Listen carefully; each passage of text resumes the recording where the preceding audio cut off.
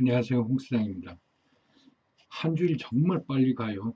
어, 저는 빠르게 느껴요. 여러분들에게는 어떻게 느껴지실지 모르겠지만, 어, 2021년도 들어서는 어, 제 영상의 구독자 수는 늘어나지 않는데 왜 이렇게 댓글과 어, 이메일은 점점 많아지는지 이렇게 제가 무시하고 그냥 넘기기에는 뼈와 살이 되는 질문들도 많고 아주 전곡을 찌르는 또 현안에 대한 중요한 중심을 적나라하게 짚어주시는 분들도 계시고 그러다 보니까 그냥 언급 안 하고 넘어가기가 참 힘듭니다. 이번 주는 그동안 제가 Q&A 해오면서 지난주에 제가 언급했다시피 지금 잠깐 우리나라 공보에 대해서 언급하고 넘어가야 되겠다 해서 이거는 여러분들의 질문에 의해서 대답하는 것이 아니고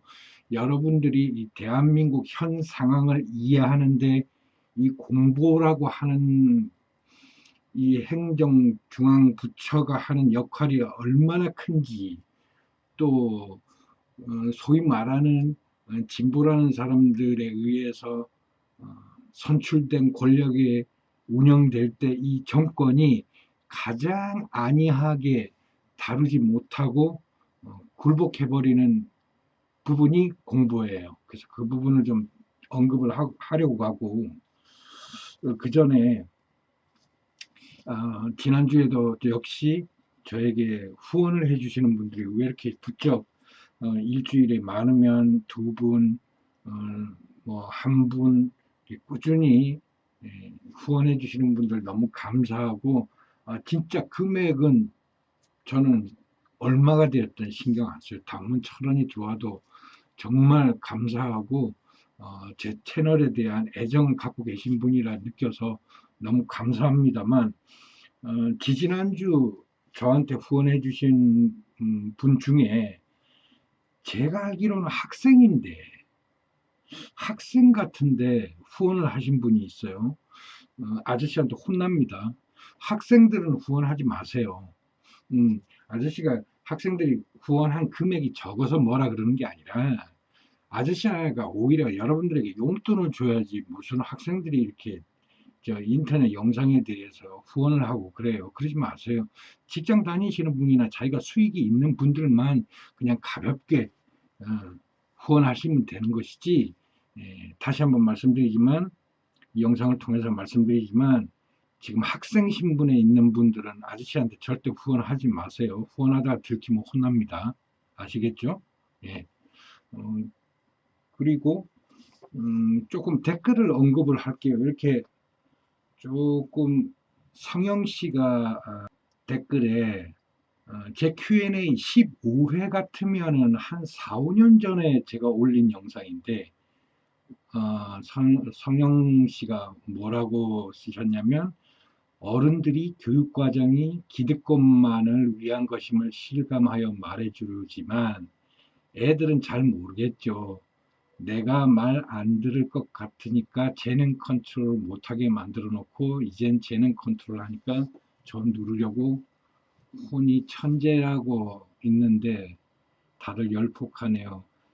또 뭐 한국화 전공 선율 씨 같은 경우에는 한국화 전공인데 한국화 관련한 영상 같은 건 없어서 직업적으로 성장하기 위해서 홍 수장님의 생각도 한국화에 대해서 좀 더 중점적으로 다뤄주셨으면 좋겠다는 말씀이 있었는데 한국화는 지금 해결해야 될 숙제가 너무 많아요. 국내 대학에서 서양화 중심으로 한 50년간 끌어오다가 학생 수가 점점 줄어들고 문화예술계가 이런 미술계라는 시장이 너무 국한적이고 국제적이다 보니까 바운더리가 굉장히 넓어요, 활동폭이. 그런데 한국에서 외국의 문화를 가지고 성장을 하려다 보니까 뭔가 아기가 안 맞는 거죠. 그러다 보니까 이런 미술계라고 하는 생태계가 그 2000년대 들어서면서 이제 급격하게 축소가 되었고 4차 산업에 의해서 완전히 이 미술계 플랫폼 자체가 뒤바뀌었어요. 그러니까 기존에 살아왔던 방식, 미술 시장에서 생활했던 사람들의 방식으로는 지금의 4차 산업시대의 미술시장을 이해를 못해요. 본인들이 어떻게 활동해야 되는지도 모르고. 그러다 보니까 점점 뒤처지고 하다 보니까 대학도 먹고 살아야 하고 미술시장에 새로운 활력을 불어넣기 위해서 한국화를 끄집어낸 거지, 뭐, 우리 고유 문화를 보존하기 위해서 그런 형식이에요. 그러다 보니까 여러분들 그런 형식 속에 한 일원이 되었을 뿐이에요. 그러면 지금 4차 산업 시대에 한국화를 발전시키고 한국화를 하고 있는 여러분들이 성장하기 위해서는 어떻게 해야 되겠습니까? 여러분들 스스로 4차 산업에 대한 확실한 개념을 가지고 국제사회에 대단히 한국적인 마인드와 한국적인 기술과 기능을 가지고 선보이는 그런 시작을 지금부터라도 하시면 되는 겁니다. 그래서 제가 시간 있을 때마다 한국화가 국제시장에 현재 샘플도 없고 예도 없고 아무것도 없습니다. 그러나 한국화라고 정리하자면 도대체 어떤 그림 또는 어떤 시대의 그림을 우리가 한국화라고 표현해야 될까라는 정의부터 내려야 하고, 그러니까 이렇듯이 한국화는 지금 4차 산업을 맞이해가지고 개념 정리부터 자신의 뿌리와 기둥을 만들고 골격을 만드는 것부터 시작해야 되고, 지금의 한국화를 가지고 있는 조직이나 단체들이 이 4차 산업에 맞춘 산업을 성장시키고 국제사회에 한국화를 알리는 방법은 절대 반대예요. 저는 왜? 전부 중국풍이고 일본풍을 카피한 거기 때문에 한국화라고 볼 수가 없습니다. 그러니까 한국화가 나가야 될 일들이 너무너무 많기 때문에 제가 짬나면 틈틈이 그동안 갖고 있던 자료들을 추합해서 한국화를 했던 사람들이 이 포츠 인더스트리 레볼루션에 어떻게 하면 국제사회에 한국화를 기본 토대로 해서 성장할 수 있는지를 좀 저도 연구해서 영상을 찍어보도록 할게요. 그리고 김동환 씨, 군대부터 먼저 갔다 와라. 요거는 171회 가진 놈들한테 언제까지 내내 할 건데 라는 영상을 보시고 댓글 달아주셨네요. 군대부터 먼저 갔다 와. 정답이네요. 그렇죠. 군대를 갔다 와야 뭔가. 공게임님도 댓글 달아주셨고, 콩나물님은 꾸준히 댓글을 달아주시네요. 그리고 파알님 5년 전 영상 보셨군요. Q&A 15회 거 보셨네요. 파알님이 와 5년 전 영상인데 정말 미래를 내다보셨네요. 대단하십니다. 감사합니다. 짝짝짝님 마스크 쓰시고 하시는 게 요즘은 너무너무 친숙한 시대예요. 짝짝짝. Q&A 152회 보시고 댓글 다셨네요. 또 우리 정국님, 정국님이 저거 디지털 아트 블루 캠퍼스 담당자시라면서 제 121회 그림 팔 곳이 없다면 디지털 아트 프레임에다가 팔아라고 하는 영상을 보시고 댓글 다셨네요.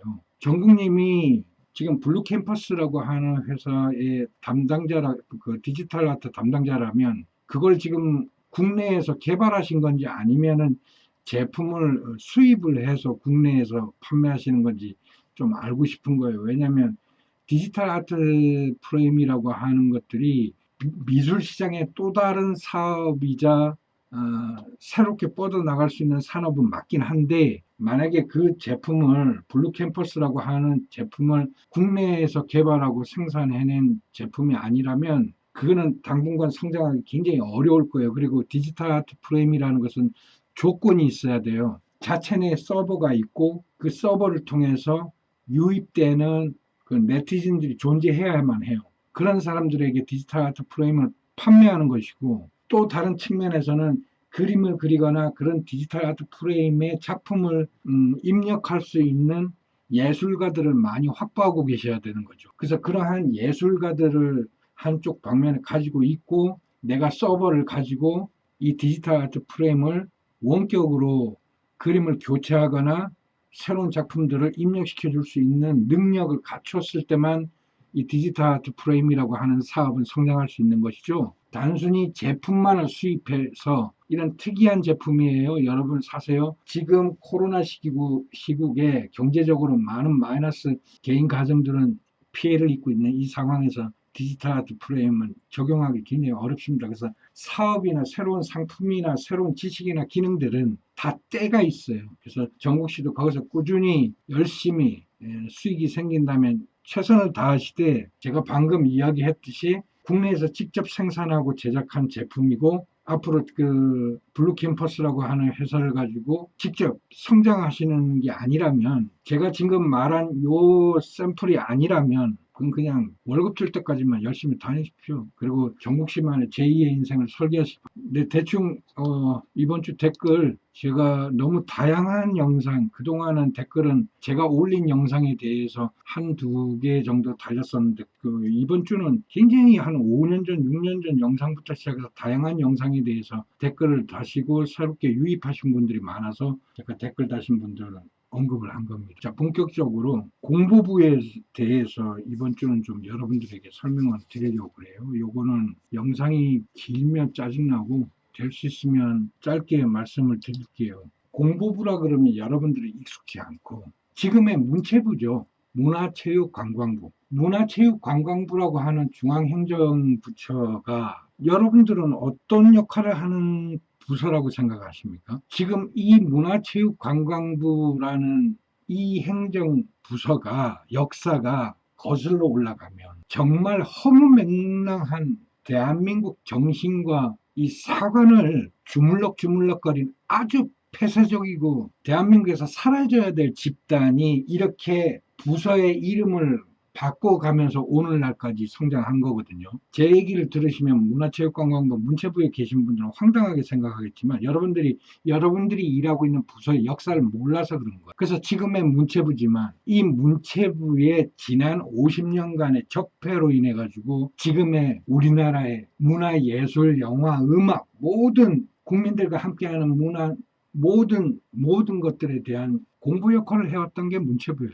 지금의 이름을 문화체육관광부로 바뀌었지만 그냥 그전만 해도 문화관광부, 문화체육부, 공보부, 공보처 역사가 이렇게 내려가는 거예요. 그러면 공보부가 도대체 얼마만큼의 중요한 부서냐 그러면 일제가 조선을 침략해서 가장 만든 부서가 총관부에서 공보예요. 공보부를 먼저 만들었어요. 공보가 왜 중요하냐고요? 내가 점령한 국가의 점령자가 식민지에 있는 백성들에게 지배하는 사람의 사관을 알려야 되잖아요.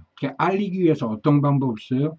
당시에 라디오가 있었으니까 라디오, 신문, 잡지 이런 걸 통해서 끊임없이 지배하는 사람의 사관을 전달하고 규칙을 전하고 이런 역할을 공보부에서 한 거예요. 그리고 일제가 패망하고 우리가 해방을 맞이하면서 미 군정이 하지가 조선에 와가지고 일본과 바톤 터치를 하면서 하지가 제일 먼저 만든 부서가 뭐예요? 공보처예요. 미군이 한국에 와서 앞으로 한국에서 한국 국민을 위해 백성들에게 우리 미군은 이런 사람들이고 앞으로 여러분들이 스스로 선거를 통해서 대통령을 뽑고 민주공화국을 만들기 위해서 여러분들에게 자유로운 국가를 만들기 위해 우린 이런 노력을 할 것입니다. 어떤 부서에서 그걸 관장해서 모두 관리했겠어요? 공보부예요. 결국 이승만을 앞세워가지고 남한만 단독 정부를 수립해가지고 대통령 선거를 치러가지고 이승만이 대통령으로 당선됐어요. 이승만이 가장 먼저 주력적으로 행정수반에서 기초를 닦은 그리고 가장 중요한 부서로서 공보부예요. 박정희가 가장 신경 썼던 것도 공보부고 전두환이 노태우도 가장 신경 많이 썼던 게 공보부예요. 이명박 박근혜도 가장 많이 신경 썼던 게 공보부예요. 지금의 문체부. 그럼 도대체 이 공보부에서 하는 역할이 뭐냐 그러면 일제강점기 때랑 똑같아요. 공보부가 누굴 위해 있는 거예요? 국가를 대표하는 원수를 대변하는 사람들이에요. 그러다 보니까 국가 최고의 통수권자에 위배되는 사항의 내용들이 나오면 돼요, 안 돼요? 안 되죠. 그러자면 어떻게 해야 돼요? 언론을 통제해야 되죠. 그래서 언론에서 기사를 썼어요. 공보처에서 내려보낸 부서에 의해서 각 신문사, 방송국에 각각 검열관들이 다 있어가지고 이 사람들이 일일이 취재한 내용들을 보고 편집국장들과 회의를 통해서 어떤 내용을 내보내야 될지 말아야 될지를 결정해요. 심지어 문구도 바꿔요. 또한 영화 국가수반의 뜻에 따라서 이러한 영화는 안 된다 된다를 공보부에서 파견된 직원에 의해서 영화를 검열해가지고 국민들에게 보여주고 말고를 결정지어서 검열된 상태에서 영화가 상영되는 그런 시대를 살았어요. 음악도 마찬가지예요. 여러분들 기성세대들한테 가끔 그런 얘기 있죠. 저 금지곡이었는데 그런 말들 많이 들었어요. 음악도 통제가 돼요. 가사 내용이라든가 이런 것들이 불어나다. 국가 수반에 있는 기득권들에 대해서 조금 야 이건 아닌데 이거 국민들에게 좀 안 좋은 영향을 끼치겠는데 라고는 본인의 판단 기준에 벗어나면 금지곡이에요. 공부처를 통해서 언론을 비롯한 음악, 영화, 무용, 연극 모든 것은 검열을 받아서 심의를 통과한 것만이 세상에 내어 보여지는 세월을 90년대까지 살았어요. 김영삼, 김대중, 민간정부 들어서면서 독재체제 때처럼 그런 식으로 우리 문화예술인들을 다루지 않겠다고 해서 자유를 줘. 어처구니 없죠. 노무현 대통령 때는 어땠고, 그걸 이명박이나 박근혜 때 되살린 거예요. 그러니 친일의 역사라는 게, 이 친일 정신의 계승이라는 게 무서운 겁니다. 이명박 박근혜 때 되살린 거예요. 그래서 블랙리스트를 만드는 거예요. 옛날처럼 언론이나 영화나 연극이나 음악이나 모든 걸 검열을 해서 그런 식으로 심의를 만들어가지고 자기네들 입맛에 맞는 것들만 키워주고 반하는 것들은 죽여버리고 할 수 없으니까 블랙리스트를 만들어놓고 암암리에 뒤에서 그런 작업들을 한 거예요. 노태우 전두환 때까지만 해도 아예 공개적으로 심의 기관이 있는 걸 국민들에게 선포하고 검열을 하는 것을 공포를 했고, 김영삼, 김대중 거치면 노무현 거치면서는 이제 민간 정부가 됐으니까 민주적으로 운영을 해야 된다 그래서 그런 것들을 폐지하려고 무척 애를 많이 썼지만 형식적으로 그렇게 민주적으로 거름망 없이 모든 것을 국민들이 누릴 수 있게끔 보여주는 것처럼 보였을지 모르나 이명박 박근혜 때 그걸 되살려서 블랙리스트 작성하고 문화예술인들을 구분 짓고 나름대로 심의를 거쳐갖고 저것들은 우리 기득권에 반하는 내용이다 그러면 영화 지원도 안 하고 빼고 지들 마음대로 했다는 얘기입니다. 그게 오늘날 문체부인데, 지금의 진보들은 문재인 대통령 한 명 딱 올려다 놓고 나머지는 세워라 내워라 나 몰라라 하고 있어요. 검찰개혁 왜 안 되는데요? 검찰이라고 하는 집단의 기득권들이 어떻게 생성이 됐게요? 공보부의 힘과 역할과 뒷받침이 없으면 불가능한 거예요. 여러분들이 보고 있는 뉴스나 스마트폰을 통해서 들어가는 정보들이 검열이 없이는 절대로 불가능한 거예요. 여러분들이 스마트폰으로 얻는 정보나 방송이나 뉴스에서 들어가는 접하는 정보가 여러분들 거라고, 이게 진짜라고 사실이라고 믿고 본다면 그것처럼 멍청한 건 없는 거예요. 아저씨가 여러분들 Q&A 하면서 설명했잖아요. 이번 서울시장 선거 때 20, 30대들이 LH 공사 부정부패 때문에 빡 돌아가지고 서울시장 투표 때 반기를 들었. 그런 청년들이 있었으면 아저씨는 다시는 안 봐요. 그 계속 이명박 박근혜 찍어라. 계속 보수 찍어.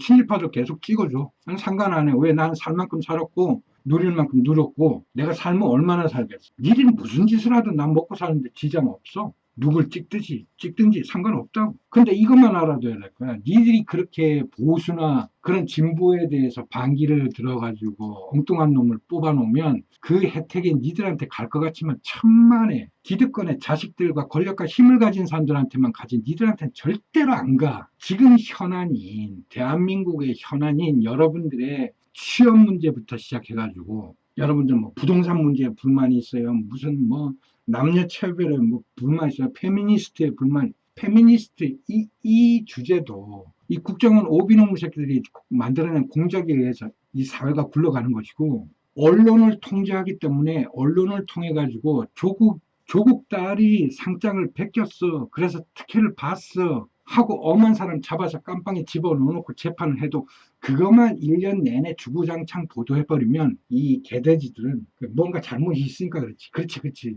진보는 깔끔해야 되는데 상장 복사 안 했다니까? 복사를 할 줄 모른다니까? 근데 재판장이 복사했대. 너 죄 지었대. 깜빵 가래. 그래서 엄한 사람 지금 깜빵에 있는데도 불구하고 여러분들 분노해요? 여러분들하고 상관없다고 생각하죠. 곧 여러분들 문제가 돼요. 나경원 딸은 없는 학과도 없는 선발 기준도 만들어가지고 사람을 뽑는데 누구는 복사하지도 않은 상장을 복사해서 특혜를 받다고 깜빵에 집어넣고, 누구는 없는 선발 기준도 만들어갖고 선발했는데도 불구하고 학점도 FD인데 A 뿔 따고 A 줬는데 학점도 개판으로 관리해서 지들 마음대로 해줬는데 그건 언론에서 언급 안 하잖아요. 언론 통제가 되는 거야 안 되는 거야? 세상에 있는 언론들끼리 이렇게 단합해서 여러분들에게 전해주는 정보가 왜곡이 돼버리면 여러분들은 그렇게 믿어요. 그리고 친구들끼리 모이면 그런 주워 들은 이야기 갖고 서로 나 잘났네 내 잘났네 하고 다투는 거잖아요. 토론하고. 그게 무슨 의미가 있는 시간입니까? LH 문제 때문에 기분 나쁘대. LH가 중요해요? LCT가 중요하지? LH는 50년 동안 부정부패가 있던 곳이에요. 캐면 얼마든지 캐요. 그리고 LH에서 부정부패 저지른 사람들은 보통인 여러분들과 같은 사람들이고, LCT는 권력자들이, 기득권들이 저지른 부정이에요. 그럼 뭐부터 화내고 뭐부터 조사하고 해야 돼? LCT부터 해야 되죠. 근데 여러분들이 지금 진행되는 언론들의 이게 여러분들에게 전파해준 정보들을 보면 전부 지금도 LH죠. LH 문제만 가지고 여러분들에게 정보를 전달할 뿐 LCT 문제가 어떻게 되는지는 말 안 해요. 그거는 힘있고 권력 있는 애들이거든요. 여러분들이 뉴스로 보게 되는 인천의 모 아파트 단지의 택배 기사들이 택배차가 아파트로 진입하는 걸 막기 위해서 온갖 욕설과 함께 택배기사들을 무시하고 하는 바람에 택배기사들이 아파트 단지 입구에다가 택배박스 쌓아놓고 투쟁하고 하는 거 여러분들 뉴스로 막 봤죠. 여러분들은 어떻게 봤는지 모르지만 인천의 특정 아파트 단지에 사는 보통인 여러분들과 택배기사들의 싸움을 보여준 건데 실제로는 한남동에 가시면 정말 힘과 권력을 가진 사람들만 사는 단지가 있어요. 거기는 택배고 지랄이고 뭐 음식 배달도 아파트 밖에다가 오토바이 세워놓고 일일이 적고 신분증 제출하고 뭐라도 맡기고 카드 잡아서 걸어 들어가야 돼요. 그 아파트 단지 넓이가 3,000평이 넘어요. 3,000평. 그걸 걸어 들어가야 된다니까. 그런 데는 보도 안 하잖아. 그 왜 안 할까? 그럼 권력과 힘이 있는 사람들이 사는 데잖아. 그러니까 지금 여러분들이 보는 뉴스의 거의 8, 90%는 권력과 힘을 가진 사람들이 저지르는 부정부패는 절대로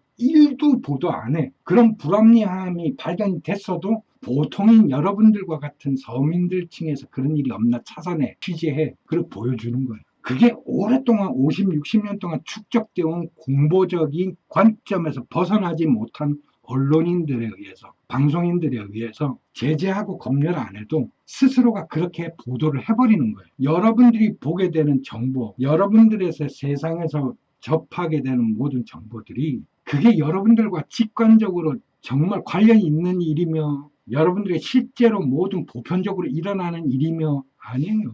전부 선별적이고 선택적으로 여러분들에게 정보를 전달하는 뿐이에요. 무엇을 위해서? 기득권들의 이득을 위해서. 기득권들은 게 딴 게 아니잖아. 지금의 이 조직, 단체, 협회, 기관 이게 분열하고 깨지면 당장 자기들 먹고 사는 거에 지장이 생기는데 당장 백수되는데 취업 문제도 마찬가지예요. 청년들의 취업 문제 불만 있다 하면서 일자리 만들어내라 뭘 만들어내요? 근데 만들어내는 방법 간단해요. LH처럼 이렇게 수십 년째 부정부패가 이루어졌던 이런 집단들 문제 있는 애들 다 잘라내면 돼요. 공무원 속에 문체부 안에 블랙리스트 작성하고 블랙리스트가 혼자 작성이 가능한 줄 아세요? 블랙리스트 하나 작성하려고 그러면 연극계, 영화계, 음악계 모든 부서에 최소한 10명 이상이 달라붙어야만 하고 회의를 통해서 이놈은 배제시켜야 될지 이놈은 지원해서 키워야 될지 선별해야 돼요. 수백 명이 참여한 일이에요. 블랙리스트 작성 하나는. 그 수백 명들 자르면 우리 청년들 문체부에 필요한 인력으로 다시 뽑아야 돼요. 그죠? 취업자 생겨요. 지금 포트 인더스트리 레볼루션에서는 기존의 민간 사업자들한테 자꾸 일자리 만들려고 세금 혜택 주네, 어쩌네, 캐를 주네, 일자리 좀 만들어라, 우리 보도할게 이럴 게 아니고 그동안 공무원 사회 속에 부정부패들만 뽑아내고 그에 관련된 애들만 다 쳐내도 지금 우리 청년들 거의 8, 90% 공무원들의 필요한 인재로 쓸 수 있어요. 어마어마한 인력이 필요해요. 근데 왜 못 자르죠? 왜 안 자르죠? 공보라고 하는 이런 지금의 오늘날 문체부의 이 기득권들, 소위 말하는 힘과 권력을 가진 사람들의 팔과 다리가 되고 눈과 귀가 되고 입이 되었던 이 부서들의 활동하고 있는 오비들이라고 표현하는 거는 여러분들 경찰 생활 오래 하고 퇴직하면 그들만의 모임이 있어요. 그걸 오비라 그래요. 국정원들 개혁하고 개선하고 누구 자르고 어쩌고 뭐 퇴직하고 나면 이 국정원 출신들 어디 있어요? 저 서울시 도심지에 의류련 건물 지어놓고 거기에 매일 모여갖고 그런 작당하는 거예요. 정치적인 얘기. 검찰들 퇴직한 사람들끼리 모이는 모임도 있어요. 공보부 모임이 있어요. 언론 있어요. 이렇게 퇴직한 모임들이 그 조직을 존속시키고 평가하고 성장시키는데 이 사회에 숨어서 그런 뒷작업들을 끊임없이 로비하고 운영해 나가는 단 한 번도 일벌백계 한 적이 없기 때문에 존재하는 거예요. 그러니 대통령 한 명 바뀌면 뭐합니까? 검찰이 대한민국 대통령에게 국민들이 뽑아놓은 촛불정신이 뽑아놓은 대통령에게 달려드는 꼴을 여러분들 보고 계시잖아요. 180명을 뽑아주면 뭐예요? 걔네들 다 일일이 이 오비들에 의해서 뭐 공보 출신들, 국정원 출신들 이런 애들 가만 놔뒀겠어요? 얘네들의 정보라는 건 엄청나거든. 개인 하나 털어가지고 이거 흔드는 건 우습거든. 180명 공작 안 들어갔을 것 같습니까? 검찰개혁법안 요번에 올라갔거든. 너 찬성 누르면 너 털어버린다. 안 들어갔을 것 같아요. 그래서 여러분들이 힘든 거예요. 취업 자리가 없는 거예요. 경제적으로 너무너무 힘든 이유가 그거예요. 그래서 아저씨가 Q&A 할 때마다 과거 청산 없이는 단 한 발자국도 앞으로 갈 수 없다는 이유가 그거예요. 과거 청산이라고 하는 것은 여러분들이 지금 현재 시각적으로 보고 듣고 하는 현재의 모습이 아니고 지난 과거에 악행을 저지르고 이 대한민국을 거꾸로 독재국가에 협조했던 놈들, 기득권과 권력자들에게 아부했던 놈들 찾아내서 발본색원하지 않았기 때문에 그들이 지금도 건물을 사서 지도 퇴직자들끼리 모여가지고 뒤에서 그런 작당들을 하고 언론을 통제하고 협박하고 서로 도와주고 끌어주고 연출 학연 끊임없이 연결해서 여러분들에게 이게 사실입니까? 이 정보가 정확할까요? 라고 아저씨한테 질문한다 그러면 여러분들이 4년 내내 지금 보아온 대한민국의 정보, 코로나 이 백신 문제도 그렇고 검찰 개혁 문제도 그렇고 뭐 언론 개혁도 마찬가지고 왜 지지부진하게 확실히 안 끝나고 이렇게 질질 끌려가는 줄 아세요? 수많은 저 민주당 180석 안에 협박받거나 자기 의지대로 결정할 수 없는 지금 환경에 놓여있는 애들이 60% 이상이라고 하는 얘기예요. 그만큼 공보라고 하는 우리나라의 이 공보라고 하는 일제강점기부터 시작해서 90년대까지 이들이 해왔던 정말 악행에 대해서 단 한 번도 일벌백계한 적도 뭐 과거의 역사를 말하지 않더라도 이명박 박근혜를 통해서 문체부에서 블랙리스트 작성했던 이 수백 명에 달하는 공무원 새끼 단 한 명이라도 처단하지 못하고 지금 이렇게 넘어간다 그러면 다음 정권도 마찬가지인 거예요. 그러니까 진보 방송하는 이 사람들도 참 답답한 게 여러분들이 사람을 욕할 게 아니라 지금 현재 부서에서 아직도 과거의 악행을 저지르고 나쁜 짓을 했던 반칙투성이의 인간들을 제보받고 그놈들을 축출하는데 온 정신을 다 썼어야 된다고. 그럴 때만 여러분들에게 거짓을 선동하고 옛날 공보적인 생각으로 가짜뉴스를 만들어내는 이런 어처구니 없는 언론사들을 퇴출시키고 소멸을 할 수 있는 발판이 되는 거예요. 발판이. 그러니까 이런 사회 속에 여러분들 기성인들이 대학 가야 사람 대접받는다. 또 대학 다니는 애들은 취업을 하기 위해서 여기저기 이력서를 내기 돈 있는 애들은 이미 15년 전, 20년 전부터 어렸을 때부터 코딩 교육 가르쳤고 여러분들이 초등학교 가서 한글 배우고 국어 수학 배우고 산수 배웠던 거하고는 전혀 다른 과목을 기득권들한테 가르치고 있었어요. 그러니까 원래 권력이 있거나 힘이 있거나 돈이 있는 집 자식들은 이미 성장 기반 환경부터 배우는 과목 자체가 우리 일반인들하고 달랐던 거예요. 그래서 지금의 그런 애들이 성장해서 지금의 네이버 사장이 되는 거고 쿠팡 사장이 되는 거고 뭐 IT를 선도하는 뭐 우리나라 대표적인 기업 같은 소리하고 자빠졌네. 누구나 그런 환경이나 그런 연줄이나 백이 있으면 누구든지 할 수 있는 일입니다. 안철수가 안랩 지가 만들었어요? 밑에 프로그래머들이 다 했지, 엔지니어들이 다 하고. 그래서 참 아저씨가 여러분들에게 해주고 싶은 얘기는 그냥 아저씨의 뇌피셜로 뭐 요즘 세상이 마음에 안 들고 정치가 마음에 안 드니까 여러분들도 아이 뭐 지금 저 세상에 나오는 정보는 다 가짜야 뭐 니들이 뉴스나 이런 거 보고서 아저씨한테 질문하지 마 하는 얘기가 아니에요. 세상의 진실이라고 하는 것을 참 찾기가 힘든 세상이에요, 지금은. 그럴수록 자기 중심을 잡고 자신의 사관을 깔끔하게 관리하고 보존하는 그런 청년들로 성장했으면 좋겠고 여러분들이 스마트폰을 통해 가지고 네이버를 통해서 보는 정보들이 세상의 진실이고 그것들이 여러분들의 사관에 어떤 영향을 끼칠지는 모르겠으나 만들어지고 조작된 것이 거의 대부분이다. 같은 사고를 놓고도 기득권이나 힘 있는 사람들에게서는 절대로 관여하거나 영향을 가지 않도록 일반적인 보통 사람들에서 그러한 경우를 찾고 여러분들에게 보도를 하고 공보적인 사관이 아직도 남아있다는 것은 뉴스라고 하는 것은 진실을 전해야만 하고 국민들로 대상으로서 권력과 힘을 가진 사람들의 반칙 행위를 고발할 때 뉴스예요. 그것이 지금의 뉴스를 보면 온통 뭐 교통사고 무슨 폭행사고 보통 우리 국민들 일상생활에서 일어나는 일들에 대해서 뉴스를 보내요. 그 니들 일이야. 니들끼리 공론해야지. 그건 뉴스 아니에요. 여러분들 이웃에서는 언제든지 일어날 수 있는 일이고 바깥에 나가면 하루에도 수없이 수백 회 일어나는 일들이에요. 그게 무슨 뉴스거리예요. 그건 따로 별도로 놔두고 사건 사고에서 다루든지 별도로 해야 되는데 뉴스라는 역할이 그런 거예요. 국민들을 선동하고 내가 중심이 되어서 니들을 컨트롤 마인드 해야지 할 때 그런 뉴스들이 나오는 거예요. 그래서 뉴스를 보는데 요즘 부쩍 교통사고도 많아, 폭행사고도 많아, 뭐 누구 사고 친 얘기, 뭐 제3자 이야기, 여러분들 생활 이야기가 뉴스에 나올 때는 이 새끼들 나 우리를 컨트롤 하려고 그러는구나 라고 생각하면 정확한 거예요. 아시겠어요? 여러분들이 정말 이 짧은 시간에 수많은 이야기는 할 수 없습니다만 공보부라는 건 단 한 번도 해체되지 않고 이름만 바꿔서 지금 오늘날 문화관광체육부가 된 거예요. 이런 문화관광체육부가 이명박 박근혜를 통해서 블랙리스트를 작성한 걸 여러분들은 어떤 수준에서 생각하는지 몰라도 이미 그러한 블랙리스트를 작성했다는 것은 지난 일제강점기 때나 군사적 검열과 검수를 했던 그 수법들을 그대로 계승해서 실행했다라는 얘기예요. 그런 애들 그대로 남아있다라는 얘기고, 그런 애들 남아있다는 것은 그동안 퇴직한 애들과 그동안 수 없이 교류를 했었고, 다른 검찰이나 권력기관들과 서로 소통하면서 국민들을 조롱하고 조종하고 선동했다는 얘기입니다. 그래서 아저씨 Q&A 때 보면 여러분들 뉴스 보고 여러분들이 접하는 정보가 진짜라고 믿고 그걸 기준으로 자기의 삶을 컨트롤하고 목표를 잡고 걸어가서는 참 힘들다. 그래서 아저씨가 나와서 이렇게 Q&A를 하는 것이고, 아저씨 영상을 통해서 깨달은 게 있다면 여러분들은 기존에 이 사회가 구성하고 여러분들에게 보여주는 환경 속에서 1등이 되고자 최고가 되고자 노력하지 말고 조금이라도 뒤돌아보고 여행을 가서 편안하게 자신을 휴식하면서 세상을 넓게 바라보고, 이 포츠 인더스트리 레볼루션에서는 월급쟁이 생활이란 건 없어요. 남한테 급여를 받을 생각을 하지 말고 스스로 성장하고 독립하고 개척해 나가는 사람으로 성장하지 않은 겁니다. 아시겠죠? 오늘 여기까지 할게요. 네, 홍수장이었습니다.